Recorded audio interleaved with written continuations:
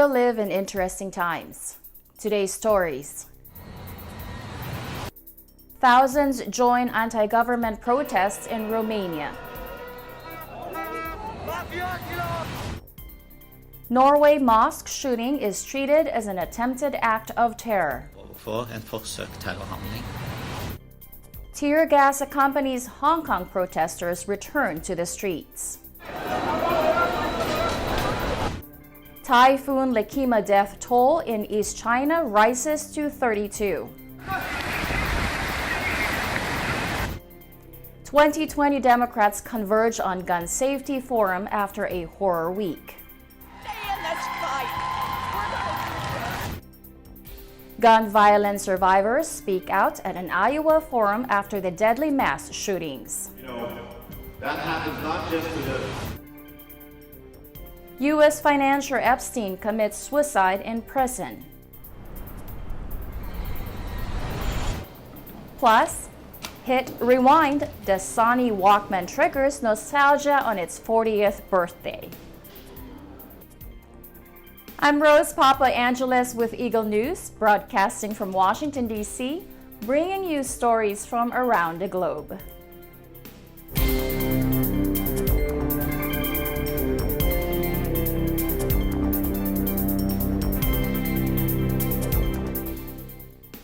Thousands of people rallied in Bucharest on Saturday calling for the government's resignation exactly 1 year after a demonstration was violently suppressed by security forces.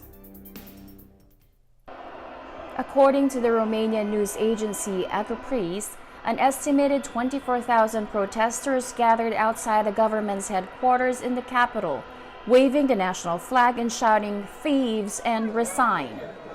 Ei sunt ruți de realitate. Ei consideră și acum anul trecut că a fost o încercare de lovitură de stat, ceea ce e penibil. În condițiile în care aici au fost copii, pensionari care au fost gazați și care au căzut, femei cu copii. Am fost martor la așa ceva. E anormal să spui lovitură de stat. Another demonstrator, 60-year-old Lenuta Yansu, said she had come to protest against, quote, the daily injustices, such as widespread political corruption and dilapidated healthcare system. Both had been among some 80,000 people dispersed by tear gas, water cannons, and rubber batons at a peaceful rally at the same site on August 10, 2018. Norwegian police said Sunday that a shooting at a mosque near Oslo is being treated as an attempted act of terror, and that the suspected gunman harbors far-right anti-immigrant views. The suspect entered a mosque in the affluent Oslo suburb of Bærum on Saturday armed with multiple weapons and opened fire before being overpowered by a 65-year-old man who suffered minor injuries. Hours after the attack, the body of a young woman was found in a home in Bærum, and police on Sunday confirmed that it was the suspect's 17-year-old stepsister. Investigators launched a murder investigation into the death. Oslo's acting chief of the police operation, Rune Skjold, said the investigation into the shooting showed that the suspect, who has not been named, appeared to hold far-right and anti-immigrant views. Vi har nå fått et bedre oversikt og mer informasjon i den etterforskningen vi har gjennomført til nå. Og dette vil da konkludert med at vi nå står overfor en forsøkt terrorhandling. Det faktumet i forhold til det at det var brukt våpen i en moské. Den kartleggingen vi har gjort har vist at denne gjerningspersonen har høyre ekstreme holdninger. Han har innvandrerfiendtlige holdninger. Han var altså til å skape frykt, og det gjør at vi nå ikke ennå konkluderer med at det en terrorhandling, men at vi etterforsker det som et forsøk på en terrorhandling. Vi jobber nå tett sammen med PST. Vi har som en del av etterforskningen også prøvd å få tak i en god del vittner ute på stedet hvor han har hatt tilhold. Only 3 people were inside the Al-Nur Islamic Center at the time of the attack, and police said they recovered 2 firearms from the scene but not specify which type. Norway's Prime Minister Erna Solberg called the shooting a, quote, direct attack on Norwegian Muslims. The country was the scene of one of the worst ever attacks by a right-wing extremist in July 2011, when 77 people were killed by Anders Behring Breivik. Police said they had tried to question the suspect, described as a young man around 20 years old with a Norwegian background who was living in the vicinity of the attack, but he did not want to give an explanation to police. The man had been known to police before the incident, but according to Skjold, he could not be described as someone with a criminal background. Police in Hong Kong fired volleys of tear gas Sunday at thousands of pro-democracy protesters who defied warnings from authorities to hit the streets for the 10th weekend in a row. The protesters staged a second night of hit-and-run rallies, splitting into small groups that scattered across the city to set up temporary roadblocks and face off against riot police.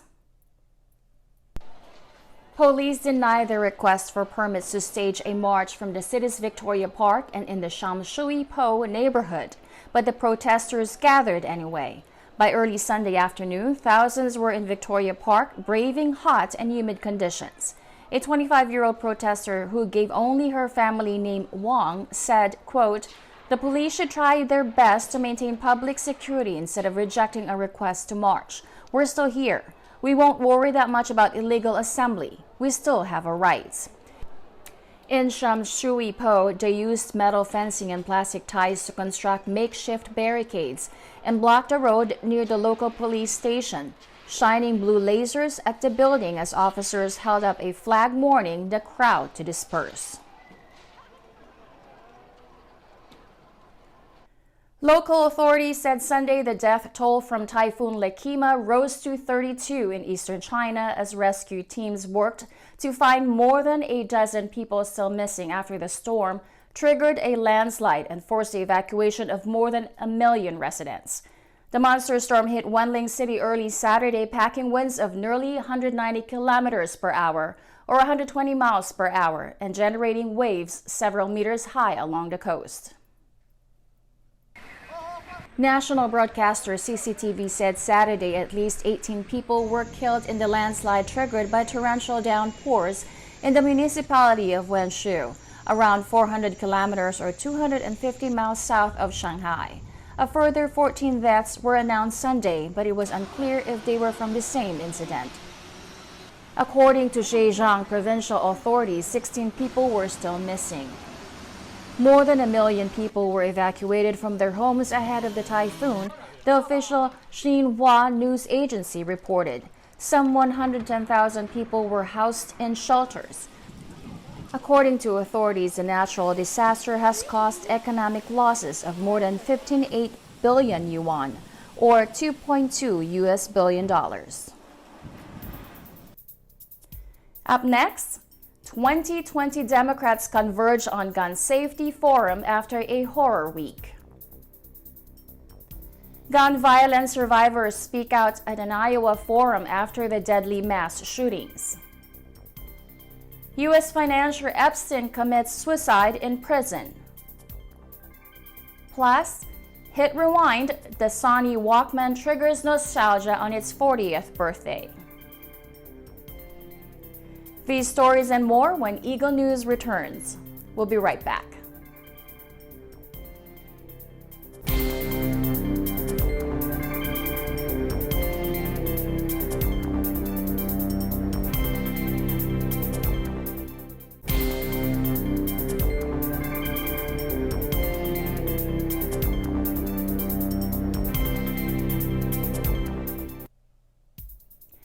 Welcome back. You're watching Eagle News.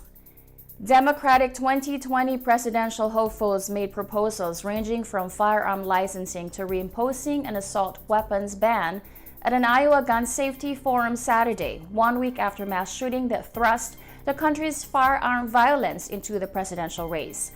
Following back-to-back massacres left a total of 31 people dead in El Paso, Texas and Dayton, Ohio.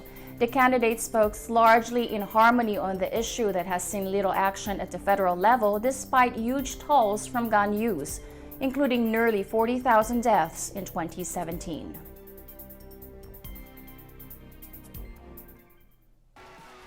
Front-runner and former Vice President Joe Biden and other candidates like Senators Elizabeth Warren and Bernie Sanders converge on the day-long event in the state that votes first to determine which Democrat will challenge President Donald Trump in 2020. The event comes as Trump grapples with steps Congress might take to tackle gun violence, including expanding background checks to virtually all people buying weapons, including purchases at gun shows. But it also follows Trump's repeated assertions that mental health issues and hate, not guns, are the main drivers of the deadly violence. He talks with leaders of the National Rifle Association, which is opposed to expanding background checks. Democrats came to the forum armed with various plans aimed at ultimately reducing the carnage that is a uniquely American problem with world's leading economies. Several demanded that the Senate vote on the House-cleared measure expanding background checks, as well as one that codifies so-called red flag laws which allow authorities to confiscate weapons from people believed to present risk to themselves or others. Warren told a crowd of activists and gun violence survivors that she believed the sorrow and anger following recent shootings can give way to meaningful action. The question: if 90% of Americans want to see some basic sensible changes, why do they not happen? You're out there talking about it. I'm out there talking about it. I'll tell you why it doesn't happen. Corruption, plain and simple. On Walmart says it's going to take down pictures of guns on video games. I tell you what, I think it'd be a lot more effective if they just stopped selling guns. As the Democratic candidates crisscrossed Iowa in recent days, several took up the cause of gun safety, advocating for dramatic steps like reimposing an assault weapons ban that became law 25 years ago, only to sunset a decade later. Biden advocated increased use of biometrics, saying as president he would seek a law requiring manufacturers to begin using technology like fingerprint-activated smart guns. That's not true. The only outfit in the United States, only manufacturers that exempt, with few exceptions, from being sued for their activities are the gun manufacturers. That law has to be repealed. It has to be repealed. For them. The reason why they don't want what they know is rational gun policy is they'll sell fewer guns. They'll sell less ammunition. Who in God's name needs a weapon that can handle 100 rounds? For God's sake. And he joined other candidates like Senators Kamala Harris and Kirsten Gillibrand in demanding that a law immunizing manufacturers from civil lawsuits be rescinded. Candidate and former Housing Secretary Julian Castro called for requiring licenses to own firearms, as well as imposing 7-day waiting periods for gun purchases and restricting large-capacity magazines. There were at least 15 candidates at the event, not including El Paso native Beto O'Rourke, who was in his hometown but sent a video message to the group. Organizations like yours, criminal elements. And what we need to do right now is to hold those gun manufacturers responsible if they are selling guns far more into a community than they should. And by the way, exactly the same thing with opioid manufacturers who are selling zillions of pills to communities that cannot accommodate or should not happen. A week after 2 mass shootings in a single weekend claimed the lives of 31 people and shocked the United States, gun violence survivors talked to AFP during a forum on gun safety in Iowa, the state that holds the first caucus during the presidential primary season. Democratic presidential candidates take to the stage at the event to discuss gun violence in the country. Well, I have lost 6 family members to gun violence in Baltimore City. And in 1983, my family was involved in a shooting to where 2 of my brothers were shot. And my best friend, I was also there where she pushed me down to save my life. Like I said, in that 6 years, years later, I have had 6 family members, 3 nephews, 2 cousins, and a son. Here's the thing. If you need 100 rounds, if that many people are breaking into your house that you need to be able to fire 100 rounds in a couple of seconds, and that's not really happening. So you don't need that many weapons. I don't think that if you really look at the numbers, it's as much of an uphill battle with the public as it is with the politicians, mainly on the GOP. You have to make the policies make sense. But when you look at things like common sense gun laws, background checks, the red flags, that has to be a must, because neither one of those really affect your Second Amendment rights. Disgraced U.S. financier Jeffrey Epstein has committed suicide in prison while awaiting trial on charges that he trafficked girls as young as 14 for sex. Epstein, a convicted sex offender who befriended numerous politicians and celebrities over the years, hanged himself in his cell at the Metropolitan Correctional Center. Reports said his body was found around 7:30 a.m. on Saturday and taken to a hospital in New York. The city medical examiner's office confirmed Epstein's death, but said nothing about what caused it or the time of death. It said a medical investigation has been opened. The 66-year-old's death comes just over 2 weeks after he was found unconscious in his cell with marks on his neck after an apparent suicide attempt. Epstein did not appear to be showing any visible signs of injuries when he appeared in court on July 31st following that incident, to be told that his trial wouldn't begin before June next year. The hedge fund manager had been charged with 1 count of sex trafficking of minors and 1 count of conspiracy to commit sex trafficking of minors. He was denied bail last month in a New York court because he was deemed a flight risk. Epstein denied the charges and had faced up to 45 years in prison, effectively the rest of his life, if convicted. The Metropolitan Correction Center, a federal facility in Manhattan that is often used to house suspects awaiting or during trial, is considered one of the most secure penal establishments in the U.S.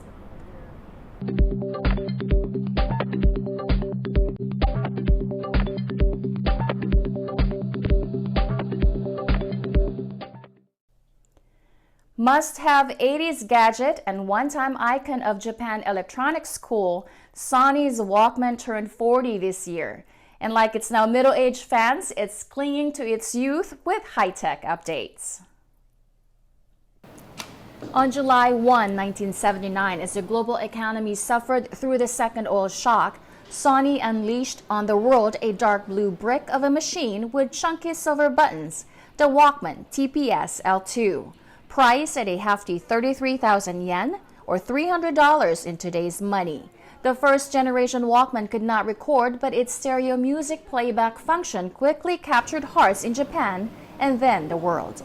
It had 2 headset jacks labeled Guys and Dolls to allow 2 people to listen simultaneously. A bright orange hotline button could be pressed to lower the volume while the couple chatted. 最初の本当の初期バージョンはガイズ&ドールズって書いてあって、やっぱりカップルで聴けるような感じになっててもすごい素敵ですよね。で、あと2人で聴いちゃうと話ができないんで、ホットラインボタンっていうのがあって、でそれは押すことによって再生機なのにマイクがついてると。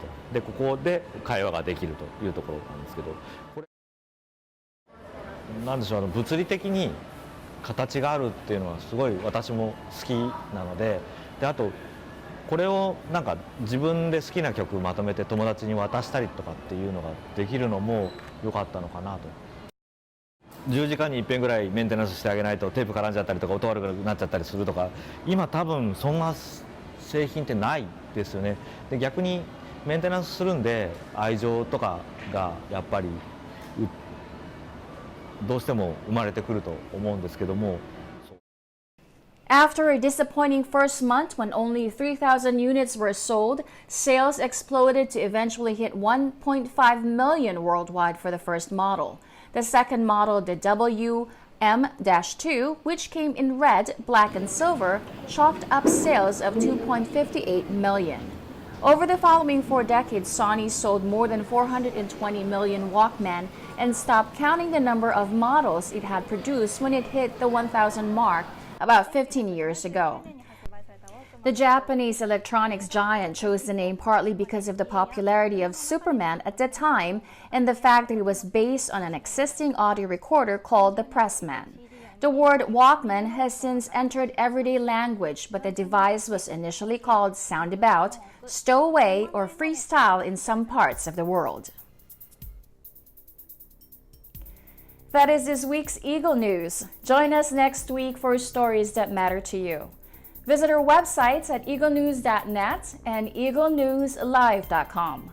Follow us on Twitter at twitter.com/eaglenews and on facebook.com/eaglenews. Thank you for watching. I am Rose Papa Angeles, and I am 1 with 25.